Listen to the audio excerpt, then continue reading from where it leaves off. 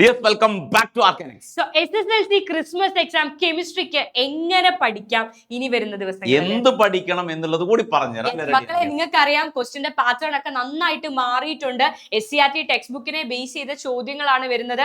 Previous year നമ്മൾ depend ചെയ്യാൻ പോയാൽ ഒരുപാട് മാർക്ക് നഷ്ടപ്പെടാൻ അവര് ബയോളജി എക്സാം എഴുതി വന്നിരിക്കുകയാണ്. എങ്ങനെ എക്സാം എന്നുള്ളത് ഞാൻ പറയേണ്ട ആവശ്യമില്ലല്ലോ. എക്സാം ടഫ് ആയിരുന്നു.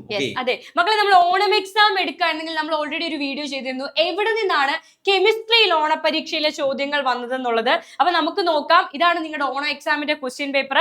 ഇത് നിങ്ങൾക്ക് സെയിം റിപ്പീറ്റ് ചെയ്തു വന്നത് എവിടെ നിന്നാണ്? SCRTയിലെ മോഡൽ ക്വസ്റ്റ്യൻ പേപ്പറിൽ നിന്നായിരുന്നു. അതാണ് SCRT പബ്ലിഷ് ചെയ്ത മോഡൽ ക്വസ്റ്റ്യൻ പേപ്പറിൽ നിന്നായിരുന്നു. അപ്പൊ ഇതിന്റെ പാറ്റേൺ ഒന്ന് നോക്കുകയാണെങ്കിൽ നിങ്ങൾക്ക് ഓപ്ഷൻസോ കാര്യങ്ങളോ ഇത്തവണ ഇല്ല എന്നുള്ളതാണ്. ഓപ്ഷൻസ് ഉള്ളത് പോലും സെയിം ചാപ്റ്ററിൽ നിന്നാണ്, പക്ഷെ അതൊരു ചോയ്സ് ആയിട്ട് കൺസിഡർ ചെയ്യാൻ പറ്റില്ല. സോ ഒരു ചാപ്റ്റർ നമുക്ക് സ്കിപ്പ് ചെയ്യാനുള്ള ഒരു ഓപ്ഷൻ ഈ ഓപ്ഷൻസ് കൊടുക്കുന്നുണ്ട് അവർ. പക്ഷെ ഒന്നോ രണ്ടോ ഓപ്ഷൻ കൊടുത്താൽ പോലും ആ ക്വസ്റ്റ്യൻ ഒക്കെ കമ്പാരിറ്റീവ്ലി ടഫ് ആയിട്ടുള്ള ഓപ്ഷനും കാര്യങ്ങളൊക്കെ തന്നെയാണ് കൊടുക്കുന്നത്. സോൾവ് ചെയ്യാനൊക്കെ ഭയങ്കര ബുദ്ധിമുട്ട് തന്നെയായിരിക്കും. അതെ, ഈ പാറ്റേൺ നോക്കുകയാണെങ്കിൽ മക്കളെ സ്റ്റേറ്റ്മെന്റ് ടൈപ്പ് ക്വസ്റ്റ്യൻ റിപ്പീറ്റ് ചെയ്ത് വന്നിട്ടുണ്ട്. അത് ഓണം എക്സാമിന്റെ പേപ്പറിലാണെങ്കിലും ഇപ്പൊ SCRT പബ്ലിഷ് ചെയ്ത പേപ്പറിലാണെങ്കിലും സ്റ്റേറ്റ്മെന്റ് ടൈപ്പ് ക്വസ്റ്റ്യൻ നിങ്ങൾ നോക്കിയിട്ട് മാത്രം. അതായത് നിങ്ങൾ മനസ്സിലാക്കേണ്ട ഒരു കാര്യം, ഇനി നിങ്ങൾ എഴുതാൻ പോകുന്ന എക്സാമിന് 100% ഞങ്ങൾ പറഞ്ഞാൽ സ്റ്റേറ്റ്മെന്റ് ടൈപ്പ് ക്വസ്റ്റ്യൻ ഉണ്ടാവുള്ളൂ. അത് നിങ്ങളെ പേടിപ്പിക്കല്ല, നിങ്ങളത് പഠിച്ചിട്ടേ പോകാവുള്ളൂ ഓർമ്മിപ്പിക്കാം. അതേപോലെ ഓർഗാനിക്കിൽ നോക്കുകയാണെങ്കിൽ എല്ലാം ആപ്ലിക്കേഷൻ ലെവൽ ക്വസ്റ്റ്യൻസ് ആണ്. ഇതെല്ലാം SCRT മോഡൽ ക്വസ്റ്റ്യൻ പേപ്പറിൽ നിന്ന് എടുത്ത് അത് തന്നെ എന്ന് പറഞ്ഞാൽ അതേ ക്വസ്റ്റ്യൻ അതേപോലെയല്ല മക്കളെ, അതേ ടോപ്പിക്കിൽ നിന്നാണ് ചോദ്യങ്ങൾ വന്നിരിക്കുന്നത്. അപ്പൊ ഇമ്പോർട്ടന്റ് ടോപ്പിക്സ് അറിയണമെങ്കിൽ നിങ്ങൾ എന്ത് ചെയ്യണം?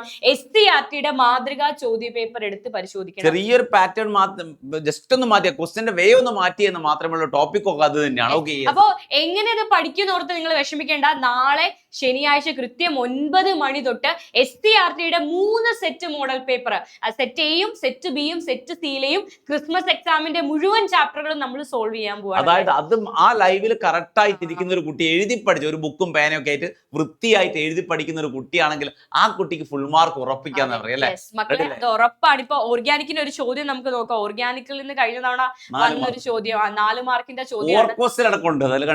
ഓർ ക്വസ്റ്റ്യനും സെയിം ചാപ്റ്ററിൽ നിന്ന് തന്നെയാണെന്നുള്ളതാണ്. കഴിഞ്ഞ തവണയൊക്കെ ഓർ ക്വസ്റ്റ്യൻ ഇപ്പൊ ഫസ്റ്റ് ചാപ്റ്ററിൽ നിന്നാണെങ്കിൽ ചോദ്യമെങ്കിൽ ചിലപ്പോൾ തേർഡ് ചാപ്റ്ററിൽ നിന്നായിരിക്കും ഓർ ക്വസ്റ്റ്യൻ വരിക. പക്ഷെ ഇത്തവണ അങ്ങനല്ല, ഓർ ക്വസ്റ്റ്യൻ വന്നിരിക്കുന്നതും സെയിം ചാപ്റ്ററിൽ നിന്നാണ്. അപ്പൊ ചാപ്റ്റർ സ്കിപ്പ് ചെയ്യരുത് നിങ്ങൾ. ഫസ്റ്റ് ടേമിൽ കമ്പാരിറ്റീവ്ലി വെയിറ്റേജ് കുറവാണ്. അപ്പൊ സെക്കൻഡ് ടേം ആദ്യം പഠിച്ചു തുടങ്ങാം. ജസ്റ്റ് ഒരു ക്വസ്റ്റ്യൻ നോക്കാം.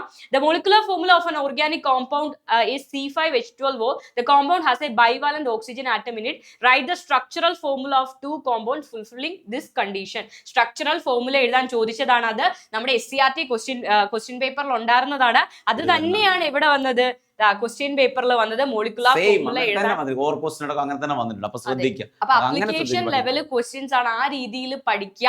SCRT ചോദ്യ പേപ്പറിനെ ബേസ് ചെയ്ത് പഠിക്കുക. അപ്പൊ നാളെ കൃത്യം 9 മണിക്ക് ലൈവിൽ മറന്നു പോരുത്. കറക്റ്റ് ആയിട്ട് ക്വസ്റ്റ്യൻ പേപ്പർ നമ്മൾ ഓരോന്നും ക്ലീവ് ചെയ്ത് നിങ്ങളെ പഠിപ്പിച്ച് ഇനി തീരെ മനസ്സിലാകാത്ത തീരെ അങ്ങനെ തിയറി പറഞ്ഞെന്ന് പഠിപ്പിച്ചു.